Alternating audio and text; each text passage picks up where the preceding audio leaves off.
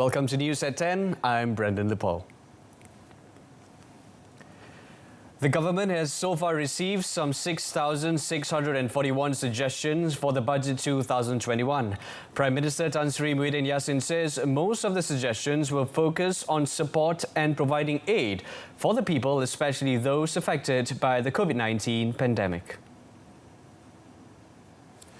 5,335 of the suggestions were received via Special Budget 2021 portal set up by the Ministry of Finance, MOF. Jadi daripada maklum balas yang paling banyak kita terima ialah untuk membantu hampir ke semua kumpulan masyarakat kita bagi membolehkan mereka ini melangsungkan kehidupan harian mereka.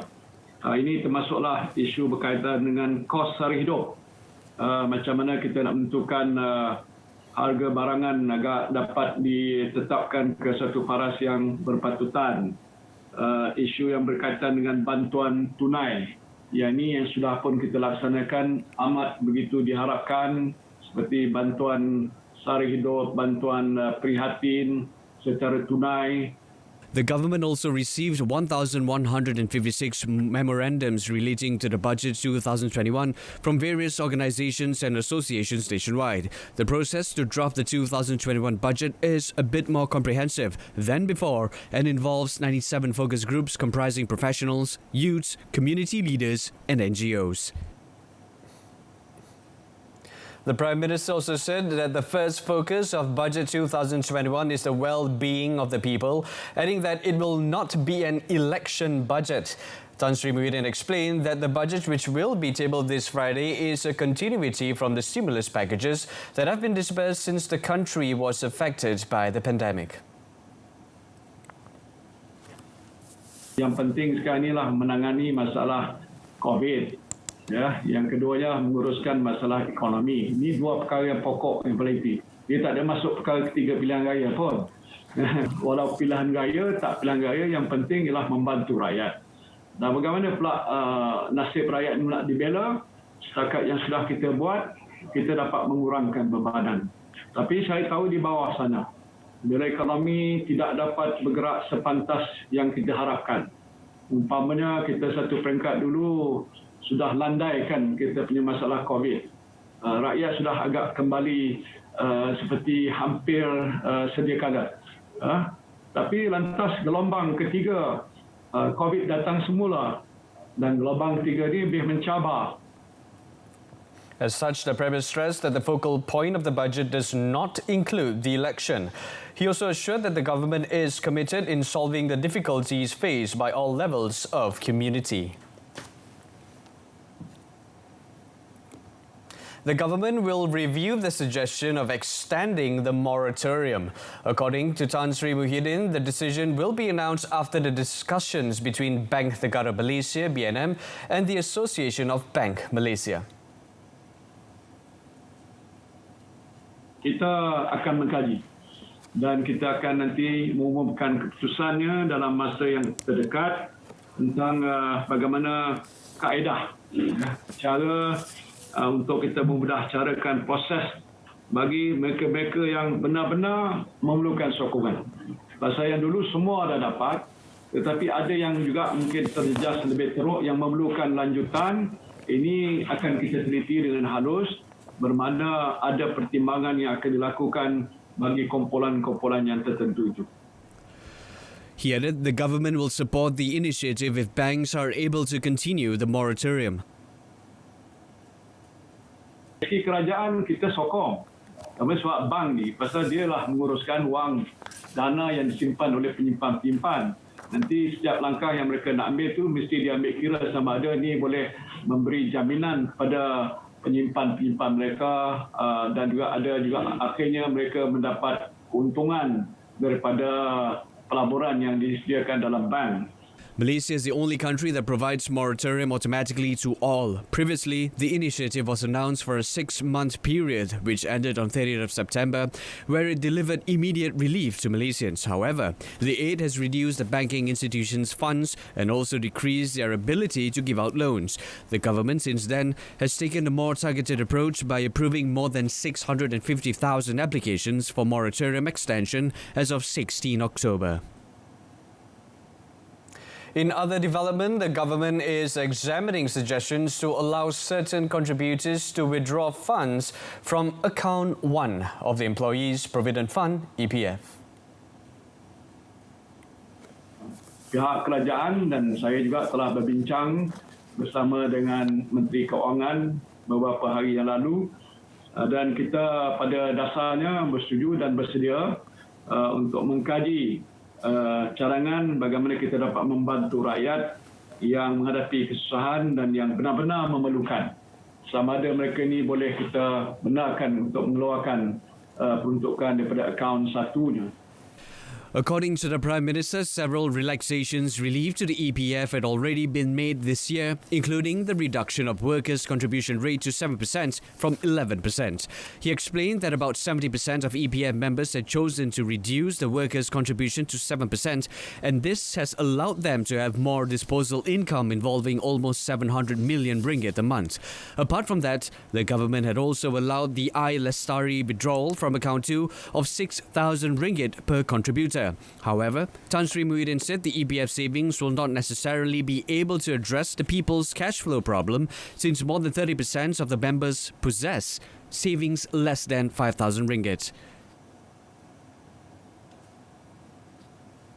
On another note, Tan Sri Muhyiddin is positive that Budget 2021 will receive unanimous support from the members of Parliament. He is confident that the MPs will put aside their political differences to support the effort of curbing COVID-19 pandemic, protecting the people and drive the economic development.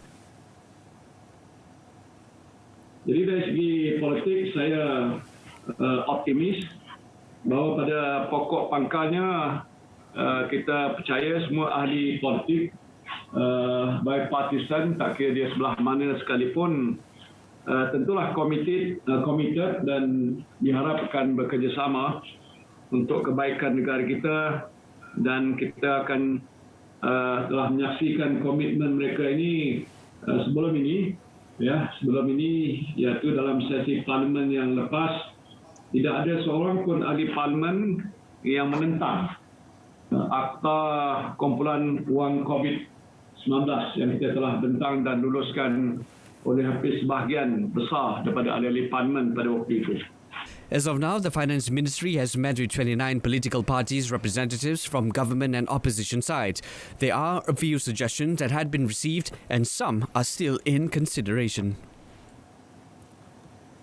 All members of Parliament, MPs and members of the press are suggested to undergo test screening once every 2 weeks to prevent the spread of COVID-19.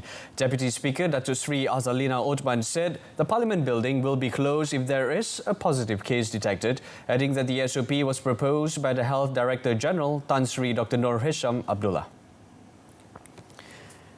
The Health Ministry has also advised the MPs to avoid attending crowded gatherings and comply with the stipulated SOP at all times.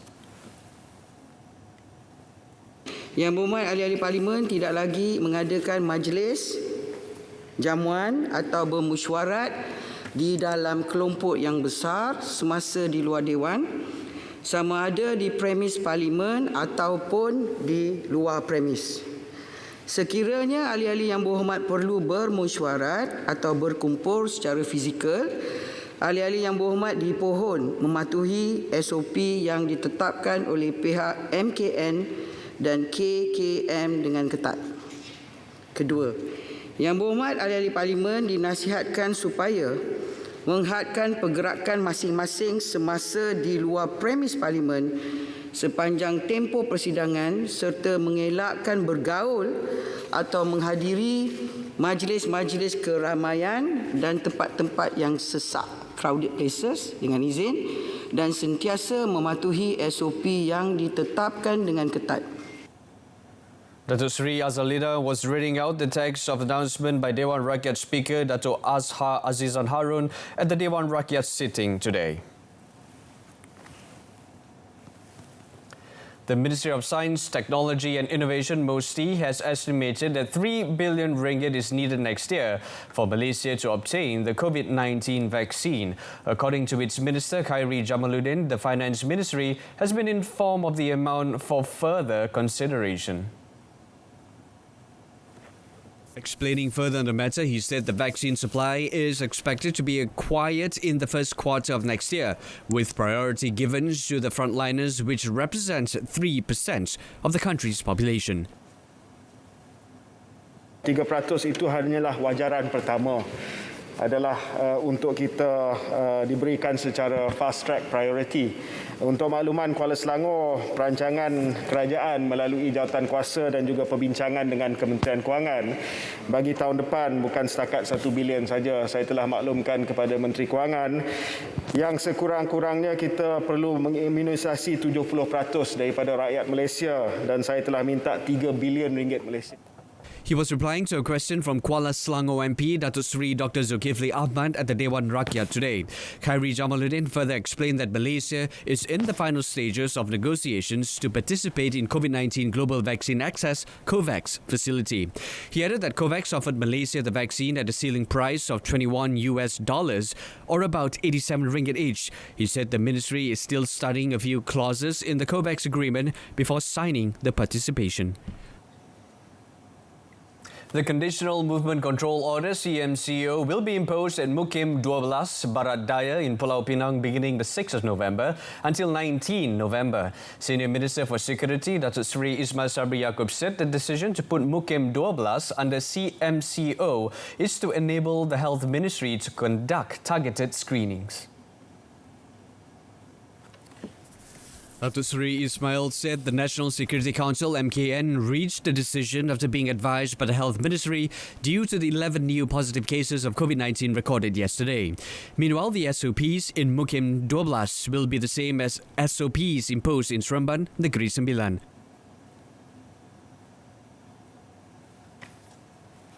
SOP di barat di Mukim 12 Pulau Pinang di daerah Barat Daya Pulau Pinang ni sama saja dengan SOP PKPB di Seremban.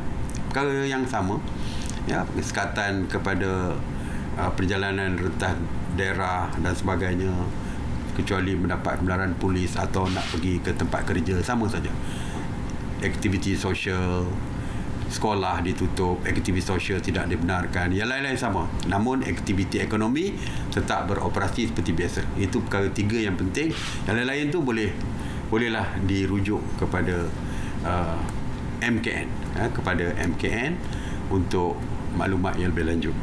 In another development, Enhanced Movement Control Order EMCO at PPR Taman Harmoni in Sandakan, Sabah will end on the 5th of November as scheduled. Datuk Seri Ismail Sabri said the Health Ministry has confirmed that there are no new positive cases recorded in the area. However, the area is still under CMCO like the rest of Sabah.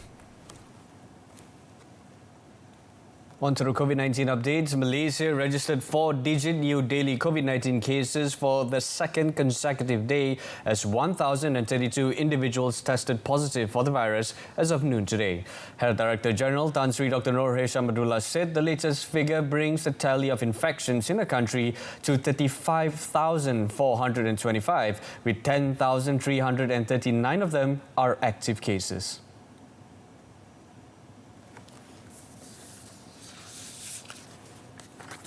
kes. Dimaklumkan pada hari ini, negeri Sabah mencatatkan jumlah tertinggi sebanyak 646 kes, iaitu bersamaan dengan 62.6% daripada jumlah keseluruhan kes positif harian. Negeri-negeri di Lembah Kelang pula mencatatkan 244 kes, iaitu bersamaan dengan 23.6%. Manakala wilayah Persekutuan Labuan pula mencatatkan 28 kes, iaitu bersamaan dengan 2.7% kes positif pada hari ini. Tan Sri Dr. Nur Hisham explained that there are currently 82 patients being treated at the intensive care unit ICU, with 27 of them requiring ventilator support. He also said that 820 patients have recorded and were discharged from hospitals, raising the total recoveries to 24,815. There were 8 COVID-19 related deaths over the past 24 hours, with 7 of them were reported in Sabah and another in Perak. With the latest fatalities, the country's death toll stands at 271.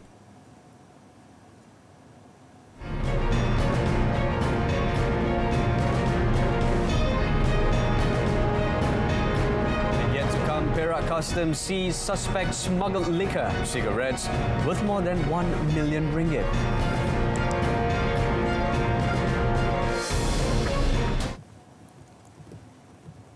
But first, the Malaysian Communications and Multimedia Commission, MCMC, has successfully detected some 1,377,862 dubiously registered prepaid lines.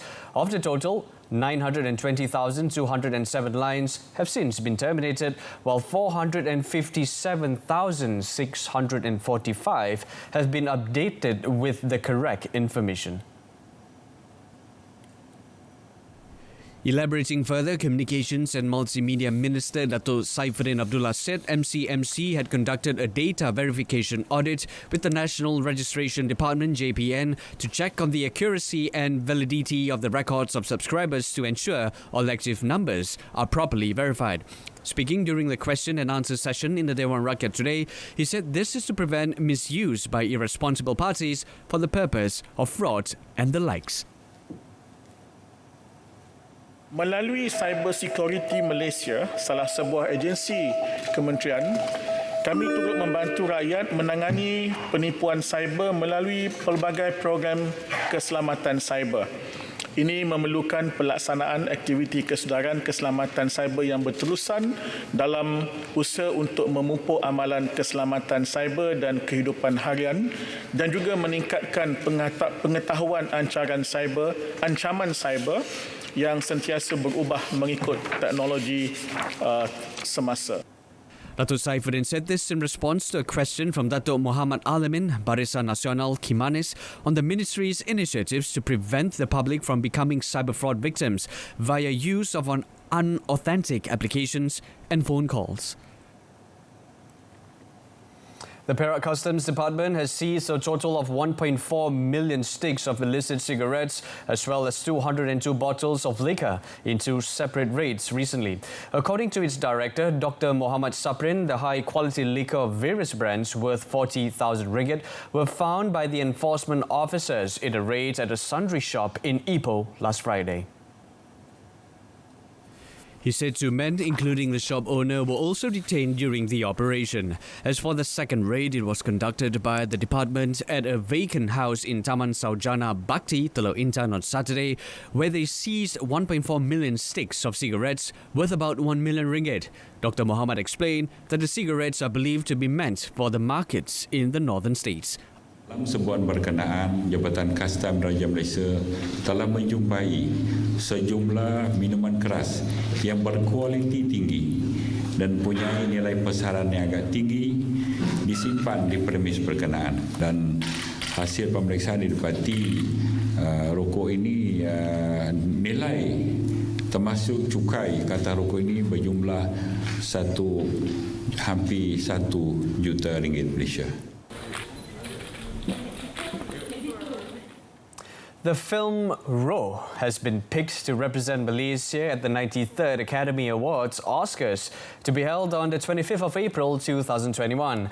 The movie, which cost only 360,000 ringgit, was produced by Kuman Pictures Sendirian Berhad and directed by Amir Ezwan, will be competing in the International Feature Film category. In a statement today, the National Film Development Corporation Malaysia, FINAS, said the selection of Roh was made by its film selection committee comprising of local industry players who are professional and experienced. The selection went through a detailed evaluation process based on filming criteria like direction, storyline, cinematography, screenplay, acting, music score, artistic elements and editing apart from adhering to the rules set by the organisers of the Oscars. FINAS, through the committee, had opened participation to local stakeholders to enter their works to be considered to represent Malaysia at the 93rd Oscars in this category and received very encouraging response.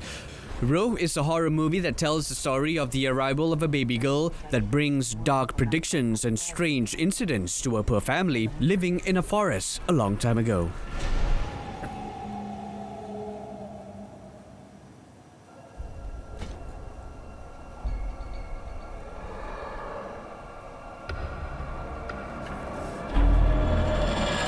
Ada benda tak elok dah masuk dalam kawasan ni. Kau ada nampak budak perempuan? Tinggi dia. Siapa kau sebenarnya? Kau buat apa lagi kat sini?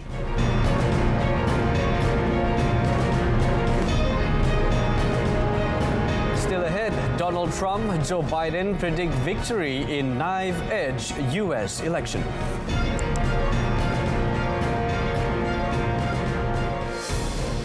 But first, Qatar's ruler said that a long-delayed vote for the country's policy reviewing chamber will be held in October 2021, marking the Gulf Emirates' first national election. The currently UN-elected Shura, or rather the currently unelected Shura Council, advises the absolute ruler, Emir Sheikh Tamim bin Hamad Al Thani, on draft laws but does not create its own legislation and can be overruled by a simple decree. October's vote would be Qatar's first national election, although Sheikh Tamim did not give details on who would be permitted to vote or who would be able to stand.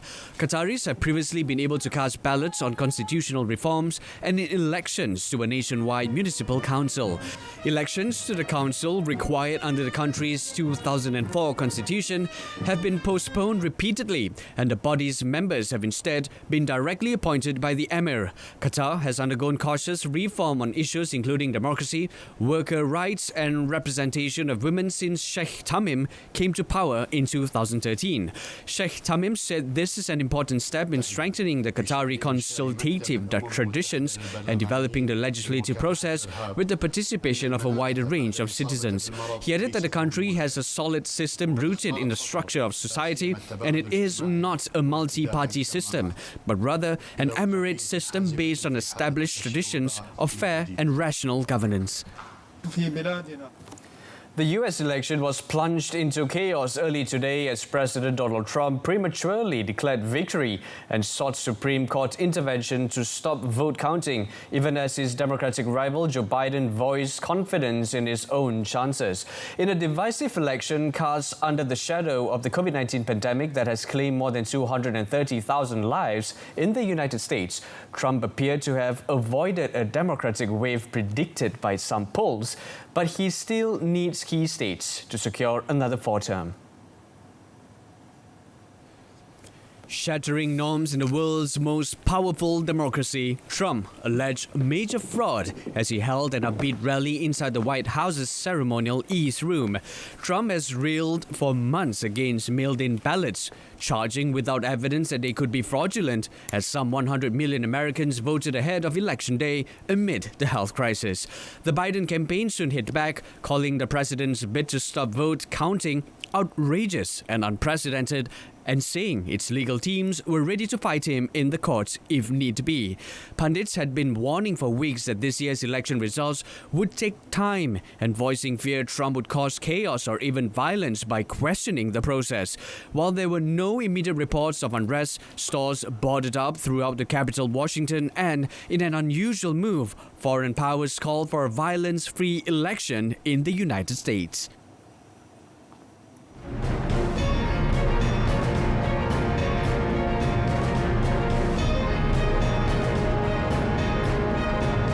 Moving on to sports, Bayern Munich fight back for 14th straight Champions League win.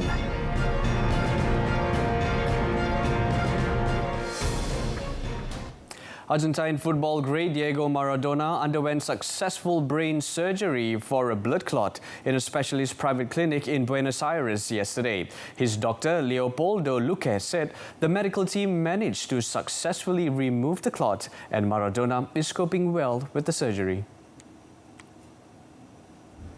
World Cup winner Maradona had been taken to hospital in La Plata, where he is the coach of top-flight side Gimnasia y Esgrima, on Monday for a series of tests after feeling unwell. A scan revealed the blood clot, and yesterday he was transferred to the specialist clinic in a northern neighborhood of the capital. Maradona, who turned 60 on Friday, has suffered ill health before, having survived 2 heart attacks, hepatitis, and also undergoing gastric bypass surgery. The Argentine legend is also considered at high risk of COVID-19 complications should he be infected. Last week, he began self-isolation for the second time after a bodyguard displayed virus symptoms, though he later tested negative. He joined his players briefly at the club's training ground on his birthday, but had obvious difficulty walking and had to be helped away by his assistants after staying only 30 minutes. In football, Jerome Boateng's first European goal for 5 years helped European champions Bayern Munich extend their record run to 14 straight Champions League wins with a comeback 6-2 thrashing of Salzburg. Leroy Sané, Robert Lewandowski and Lucas Hernandez also added late goals to give Group A leaders Bayern a third successive win in this season's competition. For the first time in more than a year, Bayern conceded the first goal in a Champions League match with just 4 minutes gone. Berisha fired past Manuel Neuer after Sekou Koita's shot from outside the box took a deflection. In pouring rain, Bayern knuckled down and looks to have won a penalty on 12 minutes when Hernandez went down in the area. Some great footwork by Thomas Müller on the edge of the area dazzled Salzburg winger Enoch Mwepu, who clipped the Bayern forward's ankle. Lewandowski stepped up to slot home the resulting spot kick on 21 minutes. Bayern took the lead just before half-time when Müller put in a delivery across the face of goal and Christensen watched in horror as his attempted clearing header flew into his own net. The hosts kept plugging away, and when Lewandowski lost possession in his own half midway through the second period, Salzburg counter-attacked quickly before Okugawa fired home an equalizer. Bayern had a penalty appeal turned down moments later as Serge Gnabry was booked for diving after the faintest of touches from Salzburg defender Maximilian Rüber. The scene was set for Boateng to grab his first Champions League goal since April 2015 when he headed into the far corner to put Bayern 3-2 ahead. The dam burst as Sané slotted home with 7 minutes remaining before Lewandowski headed his second from Javi Martinez cross in the 88th minute. Hernandez smashed in a 6th goal in injury time to round off a devastating closing spell from the defending champions. 4-2. Takes the return. That's it from us this evening. In our top story, Budget 2021 focuses on safeguarding the rakyat. Join us for updates at noon at 12:30 tomorrow. Till then, I'm Brendan Lepal. Thanks for watching.